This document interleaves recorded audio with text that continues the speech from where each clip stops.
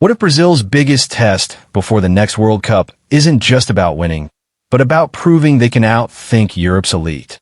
Because when Brazil face France and Croatia, this is not just football. This is a high-level tactical chess match. And standing on the touchline as the mastermind is none other than Carlo Ancelotti. Two European giants, two completely different challenges, and one big question. What is Ancelotti's master plan both off the ball and on the ball? In today's analysis, we break down how Brazil could approach these massive clashes, how the Seleção might control the midfield battle, and most importantly, how they plan to stop the deadly threats of Kylian Mbappé and Luka Modric. So sit back and watch till the end, because this tactical battle could define Brazil's World Cup preparation. Let's start with Brazil's likely game plan against France. Facing France is always dangerous because of their explosive pace and devastating counterattacks. Against such a physical and fast opponent, Ancelotti is expected to prioritize defensive balance first. We could see Brazil line up in a compact 4-4-2 mid-block, or even shift into a disciplined 4-5-1 defensive shape, depending on the match situation. The biggest danger, of course, is Mbappe operating from the left side. Give him space, and he becomes almost unstoppable. That is why Brazil's right back will have to show extreme positional discipline. Instead of pushing forward recklessly, the instruction will likely be clear. Stay compact, delay Mbappe, and force him into crowded areas. In midfield, the double pivot will be absolutely crucial. Ancelotti typically prefers one holding midfielder, someone in the Casemiro mold, paired with a dynamic box-to-box partner.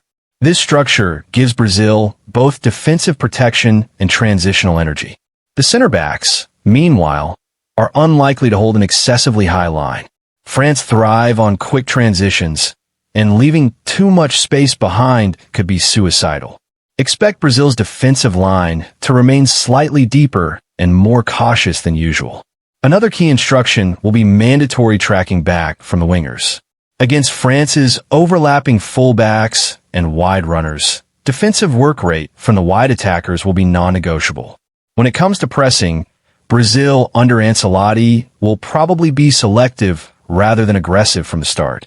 Instead of pressing France high during build-up, the Seleção may wait patiently in their mid-block and trigger pressure once the ball enters midfield zones.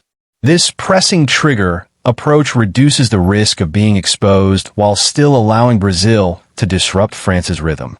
It's a classic Ancelotti balance, controlled, calculated, and highly situational. Now let's talk about Brazil's attacking plan against France when they win the ball. Here, speed will be the main weapon.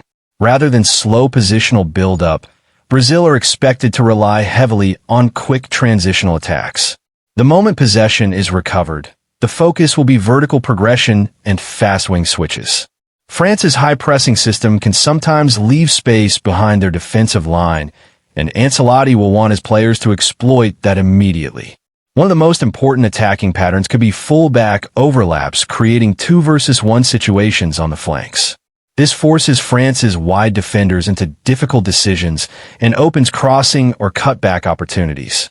Another dangerous weapon could be long diagonal passes from midfield into wide areas. These switches of play can stretch France's compact shape and isolate defenders against Brazil's fast wingers. We may also see the striker occasionally dropping into midfield to link play. When that happens, Brazil's wide attackers can make aggressive inside runs into the channels, attacking the space behind France's defense. If executed well, this could be one of Brazil's most effective offensive patterns in the match. Now, shifting focus to the Croatia game, and here the tactical picture changes significantly. Unlike France, Croatia's main strength is not raw pace, but elite midfield control. The heartbeat of that system is Luka Modric. If Modric is allowed to dictate the tempo, Croatia can slowly take control of the entire match. That is exactly what Ancelotti will want to prevent. Against Croatia, Brazil are expected to apply much more midfield pressure. We could see a man-oriented pressing approach in central zones, with Brazilian midfielders applying pressure even before Croatian playmakers fully receive the ball. Compactness between Brazil's midfield lines will be absolutely vital. The distance between players must remain tight to prevent Croatia from finding their famous passing triangles. Because Croatia are a possession-based side, Brazil may actually press higher and more frequently in this match compared to the France game. The objective will be clear: disrupt Croatia's rhythm early and prevent them from settling into their slow, controlled tempo. With the ball against Croatia, patience becomes the key word. Croatia typically defend in a very compact block, which means Brazil cannot rely only on fast transitions. Instead, Ancelotti's team will likely focus on structured positional play, circulating the ball calmly, moving the Croatian block from side to side, and waiting for the right moment to penetrate will be essential. The use of half spaces will be particularly important here.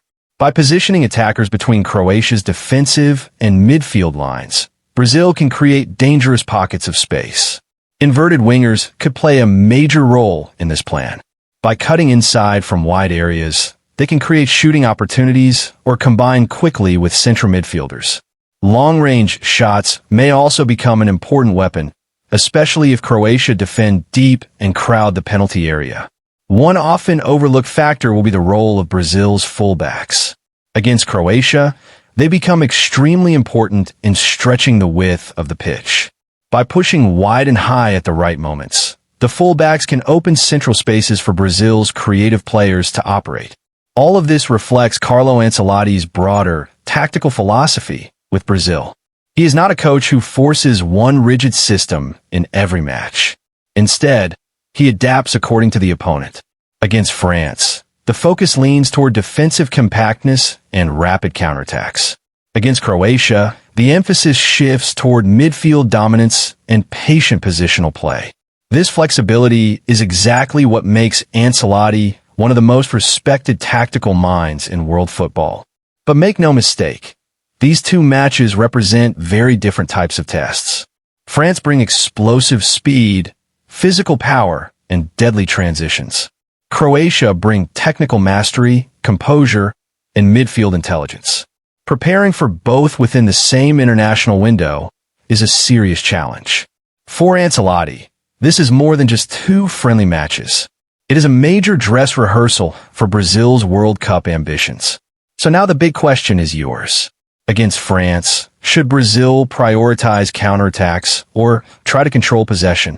And against Croatia, who do you think will win the crucial midfield battle? Let us know your thoughts in the comments below. If you enjoyed this deep tactical breakdown, don't forget to subscribe to the channel and drop a like on the video. Thanks for watching, stay safe, stay healthy, and we'll see you in the next analysis.